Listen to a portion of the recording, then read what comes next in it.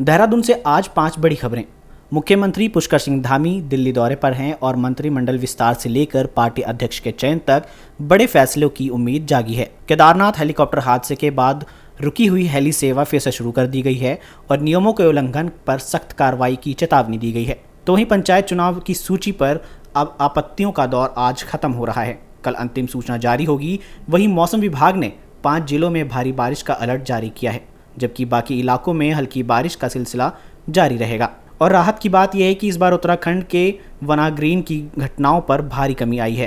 पिछले साल जहां यह आंकड़ा 1200 के पार था, वहीं इस बार महज 216 घटनाएं सामने आई हैं। नमस्कार, मैं हूं मदन सिंह और आप देख रहे हैं प्राइम न्यूज। बात करेंगे आज की 5 बड़ी खबरों की। अगर पहली खबर की बात करूं तो मुख्यमंत्री पुष्कर सिंह धामी दिल्ली दौरे पे हैं और तमाम केंद्रीय मंत्रियों से उनकी बातचीत चल रही है, मुलाकातों का दौर चल रहा है। वहीं अब अटकलें ये भी लगने लगी है कि मंत्रिमंडल के विस्तार को लेकर भी चर्चाएं हो सकती है। वहीं प्रदेश अध्यक्ष के चुनाव के बारे में भी मुख्यमंत्री कुछ न कुछ सूचना लेके आ सकते हैं। उत्तराखंड की दूसरी बड़ी खबर यह है कि यूकाड़ा ने हेली सेवा को फिर से बहाल कर दिया है। विगत दिनों में हुए हादसे को लेकर 2 दिन के लिए हेली सेवा बंद की कर दी गई थी और क्योंकि बड़ी घटना थी जिसमें कि 7 लोगों की मृत्यु हो गई थी, वहीं कहीं न कहीं नियम उल्लंघनों की भी बात सामने निकल कर के आई थी।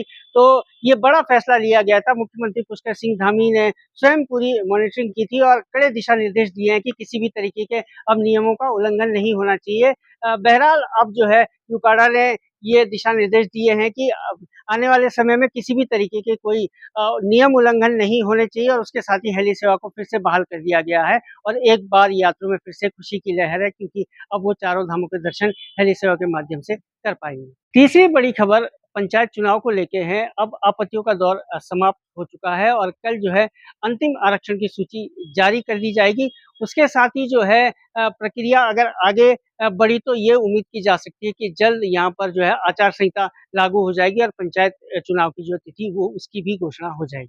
चौथी बड़ी खबर मानसून को लेकर है। उत्तराखंड में अभी मानसून पूरी तरीके से सक्रिय नहीं हुआ है, लेकिन उसके बावजूद भी निरंतर बरसात हो रही है और आगे के लिए अभी कल के लिए जो है मौसम विभाग ने ऑरेंज अलर्ट किया गया है 5 जिलों के लिए और जो अन्य जिले हैं वहां पर भी हल्की-फुल्की बरसात हो सकती है। हालांकि मौसम विभाग ने 22 तारीख के बाद से पूरी तरीके से मानसून को सक्रिय होने की बात कही है। बहरहाल उत्तराखंड में जो परिस्थितियां बनी हुई है वो इस तरीके की है कि ऐसा लग रहा है कि मानसून समय से पहले ही पहुंच चुका है। उसके साथ ही तमाम जगह जो है लैंडस्लाइड भी हुए हैं। बहरहाल देखने वाली परिस्थितियां होगी कि आगे किस तरीके का माहौल बनता है। उत्तराखंड की 5वीं बड़ी खबर की अगर बात करें तो बहुत राहत भरी खबर है, क्योंकि विगत वर्षों में वन अग्नि की घटनाएं निरंतर बढ़ रही थी, लेकिन इस बार जो है उसमें बहुत बड़ी गिरावट देखने को मिली है। जहां विगत वर्षों में जो है 1200 से अधिक घटनाएं उत्तराखंड में हुई थी, वहीं इस बार मात्र 2016 पे सिमटी है और उसका सबसे बड़ा